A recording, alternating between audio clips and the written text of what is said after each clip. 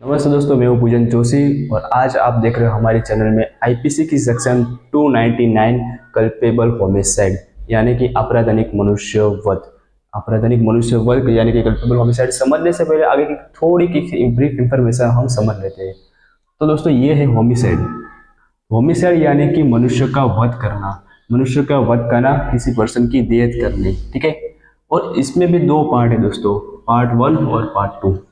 Part 1 में है culpable homicide जो अभी हम समझने जा रहे हैं, ठीक है। और दूसरी चीज है वो है मर्डर। दोस्तों कल्पेबल होमिसाइड यानी कि आपराधिक मानववध और मर्डर यानी कि हत्या। तो इसमें भी मर्डर, इसमें भी हत्या होती है और इसमें भी मानववध यानी कि हत्या होती है। तो इसके दोनों के बीच में डिफरेंस क्या है दोस्तों, वो हम समझेंगे। लेकिन इस वीडियो में आपको हम सिर्फ कल्पेबल होमिसाइड की बात करने वाले हैं। अगर नेक्स्ट वीडियो जो आएंगे इसमें आपको मर्डर की पूरी डिटेल से हम आपको समझाएंगे, ठीक है। तो लेट्स स्टार्ट दिस वीडियो। हम समझते हैं दोस्तों आपराधिक मनुष्य के कल्पेबल होमिसाइड। दोस्तों इस कल्पेबल होमिसाइड का हम समझेंगे अब डेफिनेशन से हम अच्छी तरह से कल्पेबल होमिसाइड क्या कहना चाहता है वो हम समझेंगे। तो दोस्तों इसमें बताया गया है कि however causes death by act with intention of causes death, ठीक है। तो पहले तो बताया गया है किसी पर्सन को मारने का इरादा। पहले चीज में क्या बताया है, इंटेंशन ऑफ क्लोजिंग डेथ। पहले तो बताया गया किसी पर्सन को इसको मारने का इरादा है, ठीक है, क्लोजिंग डेथ। पहले किसी पर्सन को मारने का इरादा। दूसरे में क्या बताया गया है, और with the intention of the causing such bodily injury as is likely to cause his death, ठीक है। किसी पर्सन को इस तरह से क्षति पहुंचाना, इस तरह से मारना कि जिसकी वजह से संभव है कि वो मर जाए, ठीक है। मतलब कि शारीरिक क्षति पहुंचाकर सामने वाले पर्सन की जान ले लेना। तो इसमें दूसरी चीज बताई गई है बॉडीली इंजरी।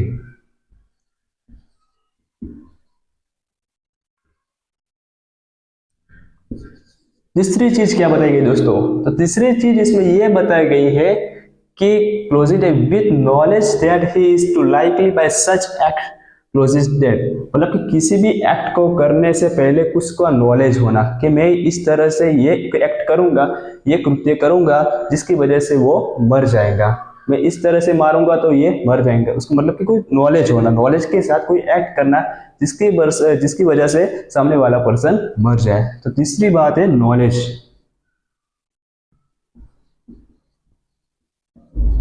ठीक है। दोस्तों तीन चीजें पूरी समझ आ देती है हमें कल्पेबल होमिसाइड की डेफिनेशन। तो इसमें हम बहुत अच्छी तरह से समझेंगे। पहले तो ये चीज बताई गई है कि उसको मारने का इरादा होना, यानी कि उसके हम किसी भी पर्सन को मारने का इरादा होना चाहिए। दूसरी ये बात बताई गई है कि उसको इस तरह से शारीरिक क्षति पहुंचाएंगे जिसकी वजह से वो मर जाता है। जैसे मतलब आपस में झगड़ा हो जाता है, मतलब सामने वालों को इस तरह से गंभीर चोट लग जाती है तो वो मर जाता है, ठीक है। शारीरिक क्षति पहुंचाने से सामने वाले की डेथ होना, मर जाना।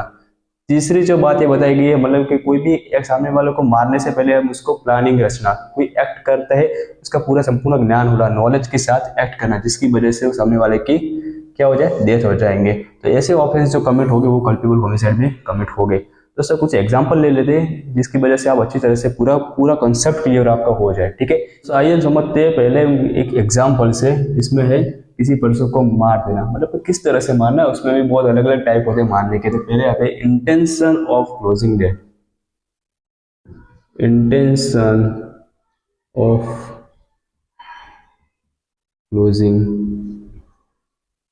डेथ मतलब किसी पर्सन को मारने का इरादा।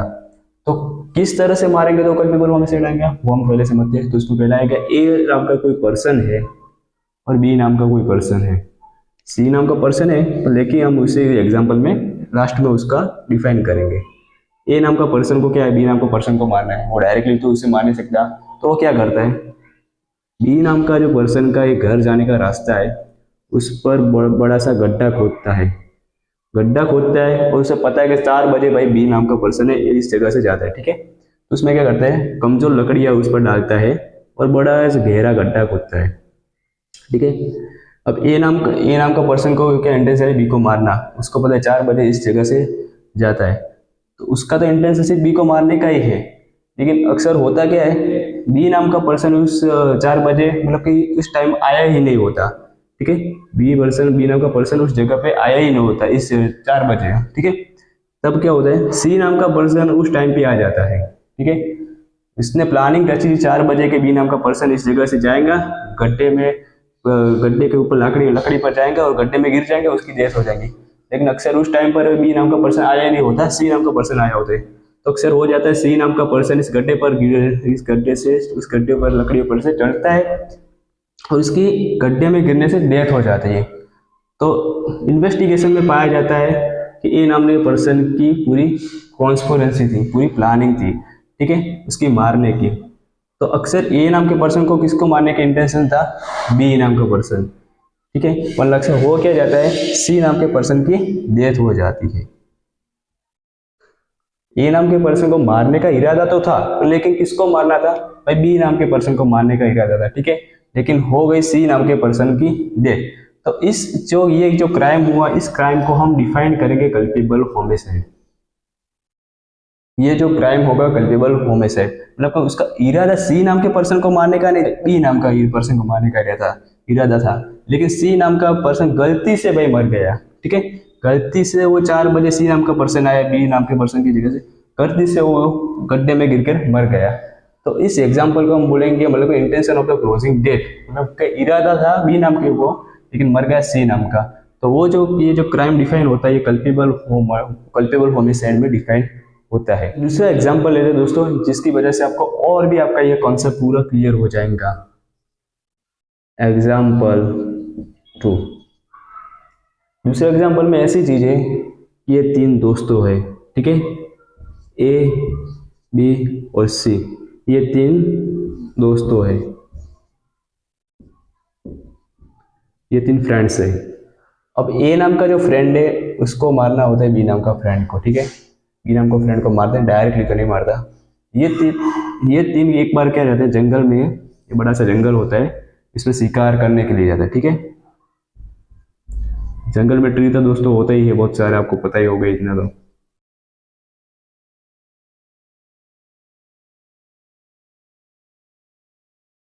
करने के लिए जाता है। और इसमें होता यह है कि जो बी नाम का पर्सन होता है वो इस झाड़ी के पीछे तालाब होता है, उसमें पानी भरने के लिए चला जाता है, ठीक है। बी नाम का पर्सन उस झाड़ी के पीछे, मतलब झाड़ के पीछे, वो ट्री के पीछे तालाब होता है, उसमें पानी भरने के लिए चला जाता है, ठीक है। अब सी नाम का पर्सन को बेचारे को पता नहीं होता कि ये इसके पीछे मतलब पानी भरने के लिए गया है। तब ए नाम का पर्सन क्या बोलता है कि भाई इस झाड़ी के पीछे कोई प्राणी आया है, तो तुरंत ही उस पर फायरिंग कर, तो ये प्राणी का अच्छी तरह से हमारा शिकार हो जाएगा, ठीक है। तब ए नाम का पर्सन का तो इट्स पहले से इंटेंशन था बी को मारने का, ठीक है। तो ए नाम का पर्सन को पता होने के बावजूद भी वो उसको सी नाम के पर्सन को इस झाड़ी के पीछे मतलब उस झाड़ पर फायरिंग करने के लिए उसको प्रेरित करता है। क्या करता है, प्रेरित करता है, जिसकी वजह से संभव है कि उसकी जान चली जा सकती थी, ठीक है। उसको कॉन्फिडेंस नहीं था, 100% कॉन्फिडेंस नहीं था कि उसकी जान चली जाएगी, कि उसकी मतलब कि गोली मारेगा तो शायद उसकी जान चली जाएगी, तो उसका इरादा था पूरा हो जाएगा। तो ए नाम का पर्सन होता है, सी नाम का पर्सन को उसको इस तरह इस झाड़ी पर फायरिंग करने के लिए प्रेरित करता है।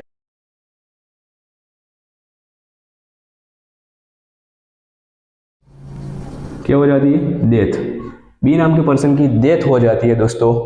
तो उसमें कौन लायबल होगा कल्पेबल होमिसाइड के लिए, तो इसमें सी नाम के पर्सन के हाथ से बी नाम के पर्सन का मर्डर हुआ, ठीक है। लेकिन इस बी नाम के पर्सन को कोई नॉलेज नहीं था या कोई इरादा था, क्या कोई इंटेंशन, किसी भी चीज का कोई इंटेंशन नहीं था इसको मारने का, ठीक है। लेकिन उसने क्या बोला, ए के प्रेरित करने की वजह से उसने इस पर झाड़ी पर गोली चलाई और मर गया। तो उसमें लायबल होगा भाई ए नाम का पर्सन जो होगा वो कल्पेबल होमिसाइड की तहत पनिशमेंट के लिए लायबल होगा। इसमें सी नाम का पर्सन कोई भी पनिशमेंट के लिए लायबल नहीं होगा, क्योंकि उसको तो पता ही नहीं था उसको बी नाम का पर्सन की डेथ हो जाने वाली है। उसने इस इरादे से गोली मारी कि इस झाड़ी के पीछे प्राणी है, ठीक है। लेकिन ए नाम के पर्सन को पूरी तरह का नॉलेज का, पूरी तरह इंटेंशन था, उसको पता था कि इस ट्री पर गोली मारने से वो बी नाम का पर्सन मर सकता है। तो दोस्तों ए नाम का जो पर्सन होगा ये कल्पेबल होमिसाइड के लिए लायबल होगा, दोस्तों हम समझते हैं कल्पेबल होमिसाइड के तीन एक्सप्लेनेशन, मतलब तीन बातें स्पष्ट की गई है इस पूरे कल्पेबल होमिसाइड में। तो पहले ये बात स्पष्ट की गई है कि a person whose cause bodily injury to another is labouring under a disorder और bodily infirmity and excretory, the death of the other shall be deemed to have the closest instead। मतलब कि कोई भी इंसान है, कोई लंबी समय से उसकी कोई बीमारी हो चुकी है, मतलब बहुत ही लंबी समय से, या कोई भी बीमारी से, या मानसिक बीमारी हो, शारीरिक बीमारी है, उसे वो अपनी पीड़ा भुगत रहा है, ठीक है। अब वो मरना चाहता है, ठीक है। अब इसको मतलब कि वो मरी जाए तो इसमें उसकी भलाई, ठीक है। वो डायरेक्टली तो नहीं मर सकता। तो जैसे कि ये नाम का वो पर्सन है, वो खुद ही मरना चाहता है, ठीक है। और मतलब कि कोई बीमारी हुई है, उसको जीना नहीं इस धरती पे, और मरना चाहता है, तो बी नाम के पर्सन की हेल्प लेता है कि भाई तू मुझे मार दे, ठीक है, तू मुझे मार दे इसलिए मतलब कि मेरी डेथ हो जाए। मतलब कि इसके इंटेंशन तो नहीं होता एक को मारने का, लेकिन ये हेल्प लेता है। तो ये बी नाम का पर्सन क्या होता है, इसकी हेल्प करता है, ठीक है। चाहे अस्पताल में हो, उसको मतलब ऑक्सीजन कोई ऐसी दवाइयाँ दे देता है जिसकी वजह से उसकी डेथ हो जाए, या कोई ऑक्सीजन की पाइप मतलब निकाल देता है जिसकी वजह से उसकी डेथ हो जाए। मतलब कि ए बी नाम का पर्सन ए नाम का पर्सन को मारने में हेल्प करता है। इसकी परमिशन किसने दी है, ए नाम के पर्सन ने ही उसे मारने के लिए बोला है कि भाई तू मुझे मार दे, ठीक है। तो ये उसकी हेल्प करता है, उसकी डेथ पहुंचाने में, उसको मारने में उसकी हेल्प करता है। तो क्या ये बी नाम का पर्सन है वो लायबल होगा या नहीं होगा, ठीक है। तो एग्जैक्टली ये बी नाम का पर्सन वो कल्पेबल होमिसाइड में लायबल होगा। इसने मनुष्य मतलब बी ने ए को मारा तो है, इसमें मनुष्य की मृत्यु हुई है, इसलिए ये कल्पेबल होमिसाइड में लायबल, डेफिनेटली ये लायबल होगा, ठीक है। तो आप किसी पर्सन की हेल्प भी करते हो मारने में, कि चाहे उसकी खुद की मंजूरी क्यों ना हो, फिर भी आप लायबल होगे उस कल्पेबल होमिसाइड में, कि आपने किसी पर्सन की किसी की मारने में मदद की, और आपने मदद की, तो फिर भी आप लायबल होगे कल्पेबल होमिसाइड में। दूसरी क्या बात इसमें स्पष्ट की गई है, तो दूसरी ये बात स्पष्ट की गई है कि जैसे कि आपस में दो दोस्त होते हैं, आपस में किसी भी रीजन की वजह से आपस में मतलब फाइट करते, ठीक है।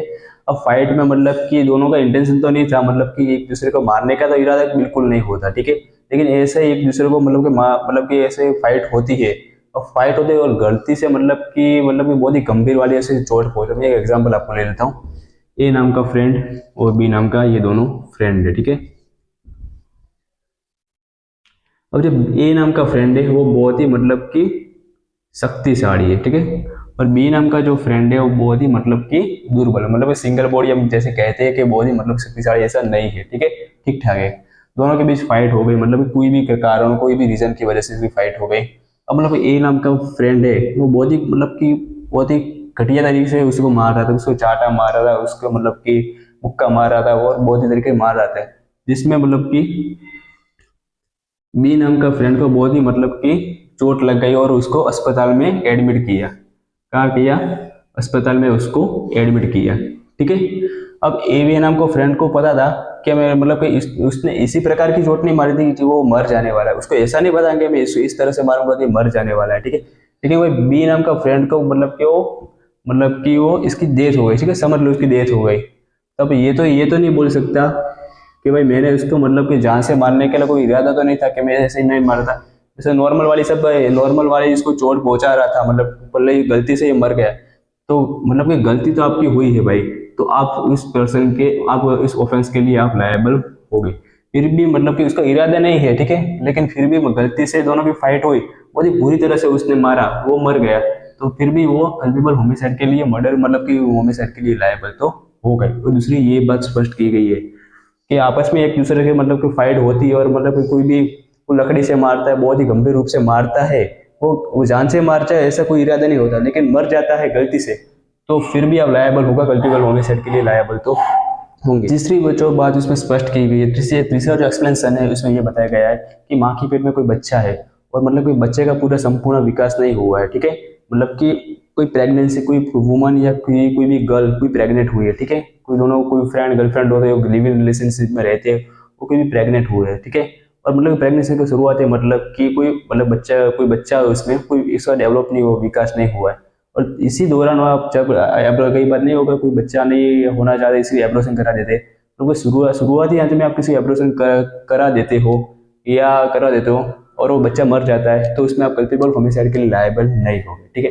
लेकिन कोई बच्चे का संपूर्ण विकास उसकी माँ के गर्भ में हो चुका है या हो चुका है, ठीक है, उसके पैर बड़े हो गए, मुंह बड़ा हो गया, मतलब कि उसके जो हाथ बड़े हो गए, मतलब संपूर्ण उसका विकास हो चुका है उसके गर्भ में, या कोई अंग मतलब कोई पार्ट वो बड़ा हो चुका है, और फिर आप उस बच्चे को पेट में गर्भ में या मार देते हो, तो आप कल्पेबल होमिसाइड के लिए लायबल होगे, ठीक है।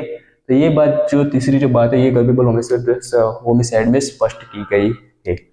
आई होप कि आपको ये वीडियो बहुत ही अच्छा लगा होगा दोस्तों। फिर भी दोस्तों किसी भी प्रकार का आपको डाउट हो तो प्लीज़ आप कमेंट सेक्शन में मुझे इसके रिलेटेड 299 कल्पेबल होमिसाइड के रिलेटेड कोई भी क्वेश्चन आप मुझे पूछ सकते हैं। और 300 आईपी मर्डर के सेक्शन जो आएंगे आपके आईपी सेक्शन 300 में आएंगे, अगले दिन समझेंगे, ठीक है। Thank you so much friends.